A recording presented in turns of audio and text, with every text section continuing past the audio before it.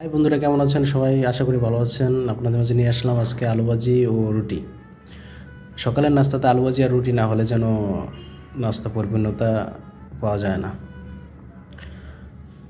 আজকে আপনাকে দেখাবো কি কি উপকরণ দিয়ে করা হয়। একটি পেঁয়াজ, 4টি আলু, 3টি গাজর, একটি ফুলকপি। এটিকে কুচি কুচি করে কাটিয়ে নেব, একদমই পাতলা পাতলা করে। গাজর কাটতে অনেক সমস্যা, কিন্তু সাবধানে কাটবেন। তারপরও কেটে নিলাম। তারপর ফুলকপি চিকন চিকন করে নেব যেন তাড়াতাড়ি সিদ্ধ হয়ে যায়। তারপরে নিয়ে নিলাম গ্রিন পেপার,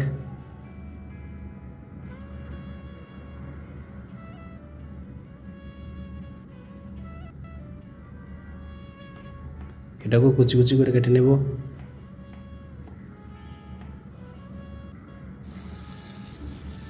তারপরে উপকরণ সবগুলো একসাথে দিয়ে ভালো করে ওয়াশ করে নেব পানি দিয়ে, কেন কাটার পরে একটু ওয়াশ করে নিলে ভালো। তারপরে দিয়ে দিলাম তেল আমরা প্যানের ভিতরে। তারপরে দিয়ে দিলাম পেঁয়াজ একটু লাড়িয়ে নেব। তারপরে দিয়ে দিলাম রসুন কুচি, একটু নাড়িয়ে নেব রসুন কুচি, পেঁয়াজ। তারপরে দিয়ে দিলাম গ্রিন পেপার,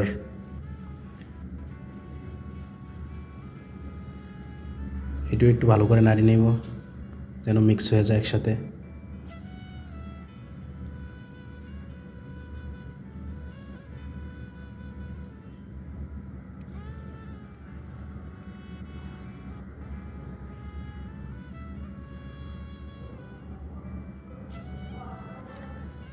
তারপরে দিয়ে দেব পরিমাণ মতো একটু হলদি, যতটুকু লাগে আর কি।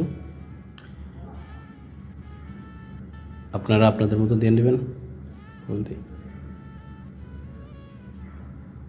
আমি একটু কমই দিয়েছি।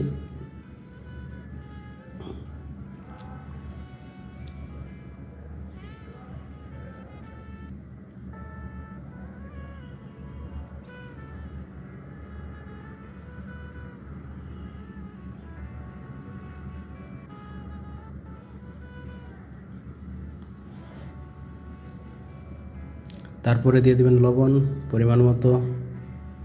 অনেক মানুষ আছে যে ভাজি করতে গেলে গরম মশলা, এই মশলা, ওই মশলা দিয়ে দেয়, আসলে তখন ভাজি থাকে না, এটা অন্যরকম হয়ে যায়।